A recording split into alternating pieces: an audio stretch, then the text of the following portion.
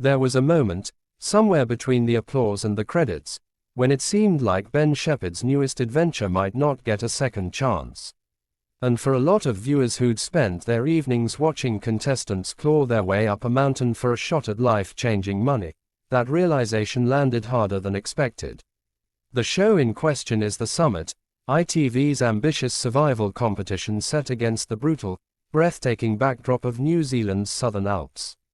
14 strangers, one mountain, a shared prize pot carried on their backs, shrinking with every elimination. It was bold television, the kind that asked its audience to sit with real physical danger rather than manufactured drama. And for one series, it worked. People talked about it, people felt it. So when reports began circulating that ITV would not be bringing The Summit back for a second run, the reaction wasn't indifference. It was something closer to disbelief. It's worth pausing here, because nothing about this has been officially confirmed by ITV itself. The reporting has come from outlets citing insider sources, which means viewers are left in that strange, uncomfortable space between rumor and reality. And maybe that's part of why this story has resonated the way it has. Nobody likes uncertainty about something they cared about. Think about what made The Summit different in the first place. Ben Shephard, a presenter most of Britain grew up watching behind a breakfast studio desk, suddenly found himself narrating genuine physical peril. Contestants pushed to exhaustion, weather turning without warning, strategy and survival colliding in ways that daytime television rarely attempts. There was something almost jarring about seeing a familiar, warm face guide viewers through that kind of intensity, and many viewers noticed how that contrast gave the show its emotional pull. It didn't feel like a gimmick. It felt like Shephard genuinely cared whether these people made it down safely. That's often what gets lost in conversations about ratings and renewals. A show isn't just numbers on a spreadsheet to the people who watched it.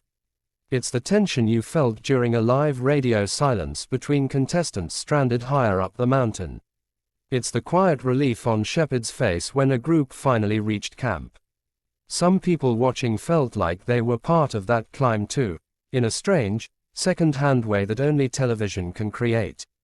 There's a possibility that the decision, if it does turn out to be real, comes down to something as unglamorous as cost.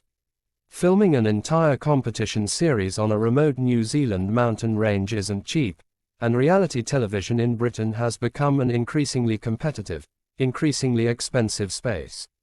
It almost seemed as though The Summit was always going to be judged not just on how it made people feel, but on whether that feeling translated into numbers big enough to justify the logistics behind it.